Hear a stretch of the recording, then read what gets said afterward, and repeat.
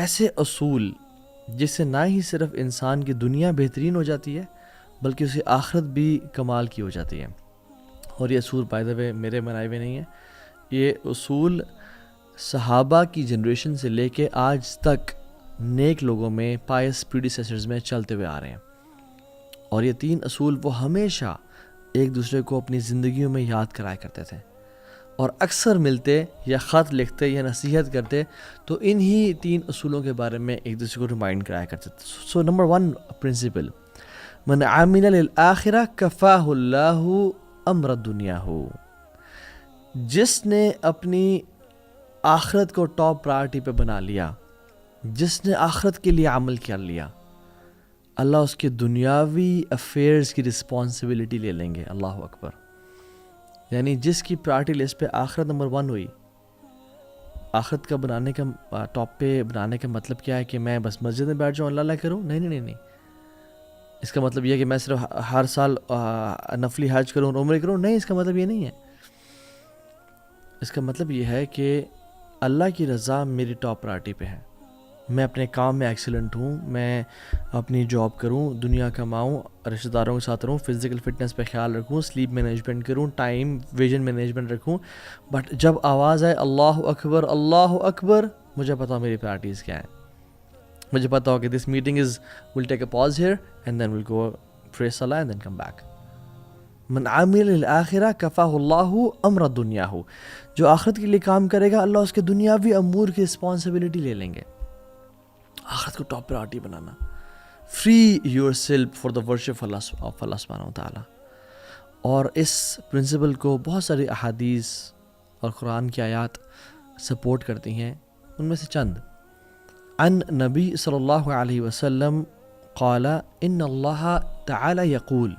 اللہ کے نبی نے فرمایا صلی اللہ علیہ وسلم کہ اللہ رب العالمین فرماتے ہیں، یعنی حدیث قدسی ہے، یہ ابن آدم، اے آدم کی اولاد، تفرغ لعبادتی، اپنے آپ کو میری عبادت کے لیے تھوڑا سا فارغ کر لے. املأ صدرک غنن واسد فقرک، میں تیرے دل کو غنی کر دوں گا، تجھے مالدار کر دوں گا. وہ اسد فقرک، اور فقیری کا تجھ سے کھینچ کے لے جاؤں گا تجھے میں، تو پھر کبھی فقیر نہیں ہوگا. اور اگر تو نے ایسا نہ کیا، وَإِلَّا تَفْعَلْ مَلَأْتُ يَدَيْكَ شُغْلًا وَلَمْ أَصُدَّ فَقْرَكَ، میں تیرے ہاتھوں کو کاموں سے بھر دوں گا اور فقیری کو بھی تجھ سے دور نہیں لے جاؤں گا. اللہ اکبر.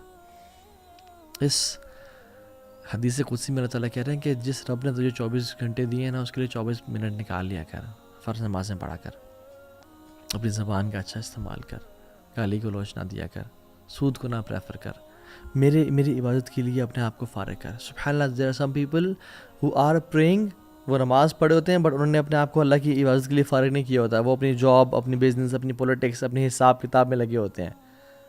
and there are some people جو مسجد سے نکل بھی آئے ہیں اور آگے اپنے کام کاج کر رہے ہیں. رجال لا تلہیہم تجارت ولا بیع عن ذکر اللہ، وہ ایسے لوگ ہیں جن کو تجارت یا مال کی خرید و فروخت اللہ کے ذکر سے، اللہ کی یاد سے غافل نہیں کرتی. فار ایگزامپل، ایک بیٹا جب کسی جگہ پہ ٹرپ پہ جاتا ہے تو واپس آتا ہے تو ماں کیا کہتی ہے؟ بیٹا میں تجھے بڑا یاد کیا میں نے تجھے. تو کیا وہ بیٹا بیٹا بیٹا یا اس کا نام عبداللہ کرتی رہتی ہے؟ نہیں، ایسا نہیں تھا. وہ دل میں یاد کری تھی. تو انسان فرائض پہ بھی عمل کرے اور پھر اللہ تعالیٰ کے لیے اپنے آپ کو فارغ کرے، اللہ کو اپنی ٹاپ پرائرٹی پہ بنائے، سودی جاب کا انکار کرے، گناہ کا، بد نظری کا، جھوٹ کا، porn addiction, any kind of addictions کا انکار کرے، اپنے آپ کو اللہ کے لیے فارغ کرے.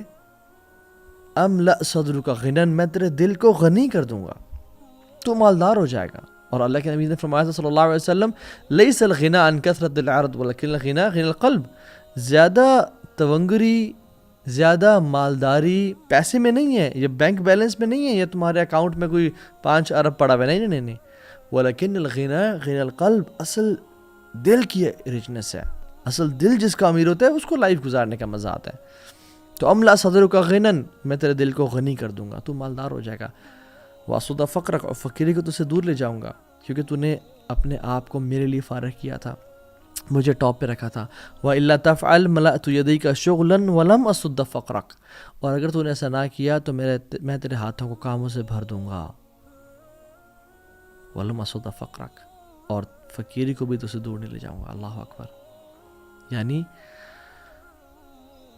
تیری لیے دنیا پرائرٹی ہوگی، تو سب کام دنیا کے لیے کر رہا ہوگا، مگر پھر بھی تو فقیری سے دور نہیں جائے گا، پھر بھی غربت تو سے دور نہیں کی جائے گی، اور تیرے ہاتھوں کو کاموں سے بھر دیا جائے گا. تو کبھی کورٹ کا چکر، کبھی کچہری کا چکر، کبھی تھانوں کا چکر لگا رہا ہوگا. اور ایک اور حدیث اللہ کے نبی صلی اللہ علیہ وسلم کی مارننگ ہیبٹس کے حوالے سے، ہم کہتے ہیں نا own your mornings to own your day, right?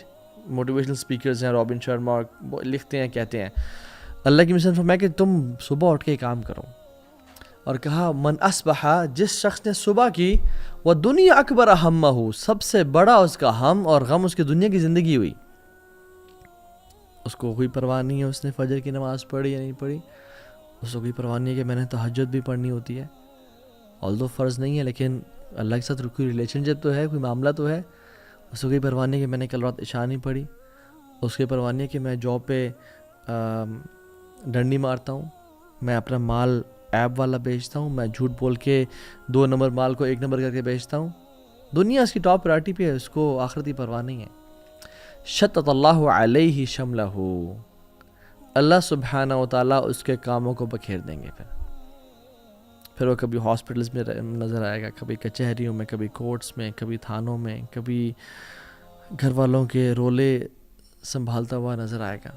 اور کیا ہوگا؟ وَجَعَلَ الْفَقْرَ بَيْنَ عَيْنَيْهِ، اور فقیر کو اٹھا کے اللہ تعالیٰ اس کی آنکھوں کے بیچ میں رکھ دیں گے. all what he'll fear is poverty، اور غربت، کہ میں غریب نہ ہو جاؤں، میں فقیر نہ ہو جاؤں، یہ گھر مجھ سے چھین نہ جائے. بزنس کووڈ کی وجہ سے یا کسی بھی پاکستان یا کوئی بھی ملک اس کے بینکرپسی کی وجہ سے میرا بزنس خراب نہ ہو جائے، کوئی ایسا ٹائم نہ آ جائے کہ جس میں مجھے سب کچھ بیچنا پڑ جائے، مجھے بچوں کو اسکول سے نکلوانا پڑ جائے، مجھے یہ اپنا لگژریس لائف سٹائل دینا نہ پڑ جائے. وجعل الفقر بین عینیہ، فقیری اس کی آنکھوں میں بھی رکھ دی جاتی ہے، وہ ہر ٹائم فقیری سے ڈرتا رہتا ہے. He doesn't enjoy his wealth. ولم یاتہ من الدنیا الا ما کتب لہ، اور دنیا اس کے پاس کتنی آتی ہے؟ جتنی پہلے سے لکھی ہوئی تھی. اس نے کوئی ایکسٹرا تو نہیں کمائی.